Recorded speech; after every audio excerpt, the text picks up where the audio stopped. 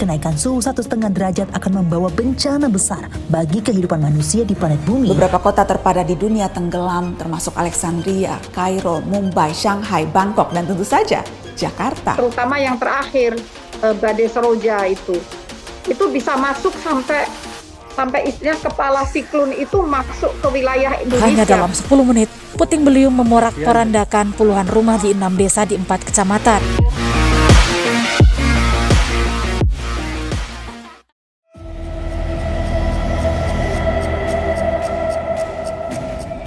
Pemerintah Indonesia merupakan salah satu negara para pihak dari UNFCCC yang telah meratifikasi Paris Agreement melalui Undang-Undang Nomor 16 Tahun 2016 tentang pengesahan Paris Agreement to the United Nations Framework Convention on Climate Change. Dalam dokumen pembaruan Nationally Determined Contribution atau NDC yang telah disampaikan pada UNFCCC Juli 2021 lalu, Indonesia berkomitmen untuk mencapai pengurangan emisi GRK sebanyak 41% pada tahun 2030 dengan dukungan internasional. Di tengah peran sentralnya sebagai tulang punggung perekonomian, sektor industri tercatat menyumbang 37% dari emisi gas rumah kaca global baik secara langsung maupun tidak langsung, di mana lebih dari 80%-nya berasal dari penggunaan energi. Kementerian Perindustrian sebagai salah satu kementerian yang mendapatkan amanat langsung dalam Peraturan Presiden Nomor 98 Tahun 2021 tentang nilai ekonomi karbon memandang perlu upaya untuk menyelaraskan dinamika pasar dengan kepedulian terhadap lingkungan melalui industri hijau, yang secara khusus bertujuan untuk menekan peningkatan emisi GRK dari sektor industri. Industri tekstil memiliki potensi penurunan terbesar yaitu dari 12% menjadi 4,92%. Batik termasuk salah satu produk tekstil sehingga turut pula berkontribusi terhadap emisi GRK yang dihasilkan subsektor industri TPT.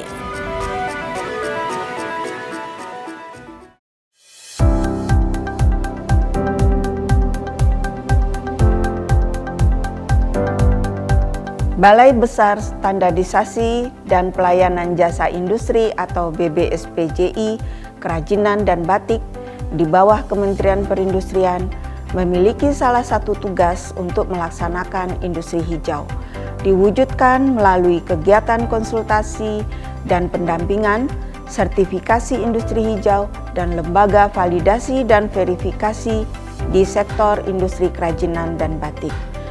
Melihat fakta dan tantangan yang ada terkait dengan perubahan iklim, kami mengambil peran dengan meluncurkan gagasan inovasi Green Batik. Melalui pelatihan kepemimpinan nasional tingkat 2 di bawah arahan para coach dan mentor, Green Batik disiapkan sebagai inovasi model penerapan kebijakan penurunan emisi gas rumah kaca dalam rangka mencapai target NDC dari sektor industri. Berikut implementasi dari inovasi Green Batik, model penerapan penurunan emisi gas rumah kaca.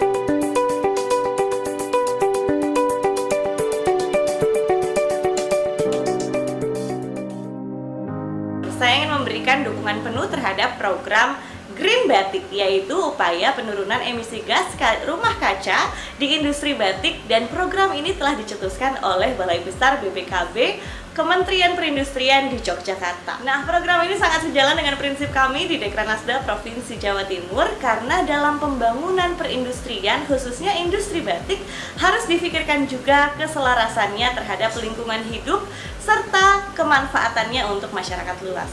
Mendukung proyek perubahan Saudari Hendra Yeti dengan judul Green Batik, model penerapan penurunan emisi gas rumah kaca.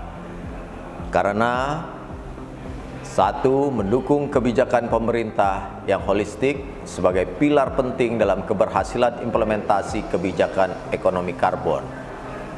Dua, dalam rangka mendukung program industri hijau dan penguatan struktur industri, Balai Besar Standarisasi dan Pelayanan Jasa Industri Kerajinan dan Batik Yogyakarta telah menyusun model implementasi penurunan emisi gas rumah kaca di industri tekstil dan produk tekstil, khususnya batik, dengan nama Green Batik.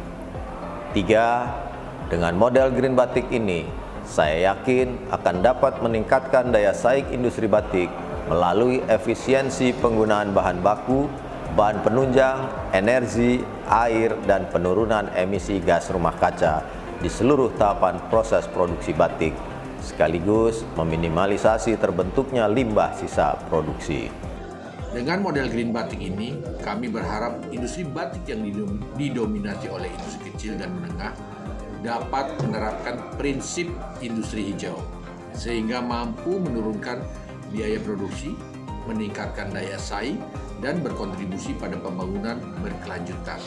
Kami sangat mendukung adanya gagasan Green Batik, model penerapan penurunan emisi gas rumah kaca yang dicetuskan oleh Saudari Hendra Yeti. Dengan model yang sudah terbentuk, kami harapkan dapat menjadi value dan daya ungkit produk industri kecil dan menengah di sektor batik, dan dapat menjadi rujukan untuk mewujudkan industri yang berwawasan lingkungan. Daya saing bisa didapatkan melalui berbagai hal, di antaranya efisiensi penggunaan bahan baku, bahan penunjang, energi, air, penurunan emisi gas rumah kaca di seluruh tahapan proses produksi, dan meminimalisasi terbentuknya limbah sisa produksi, di mana hal itu semua dapat dicapai oleh industri batik melalui penerapan Green Batik. Semoga program ini dapat membantu industri dalam mendapatkan acuan cara perhitungan emisi gas rumah kaca, pedoman upaya mitigasi, penurunan emisi gas rumah kaca, serta model penerapan yang dapat diadaptasi pada industri tekstil dan produk tekstil nantinya.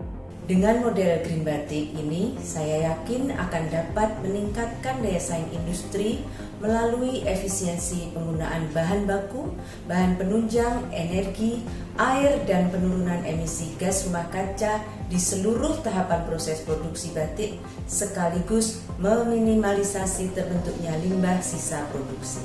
Sekarang kami dengan rekan-rekan khususnya dari Kementerian Perindustrian baru merumuskan industri batik Green Batik, batik hijau, di mana batik itu harus ramah lingkungan, harus dari sisi manajemennya juga harus tercatat, dari sisi pemasarannya semua harus tercatat dan dengan manajemen yang bagus. Dan salah satu goalnya adalah kami itu sekarang baru membuat suatu standarisasi tentang apa yang disebut Green Batik.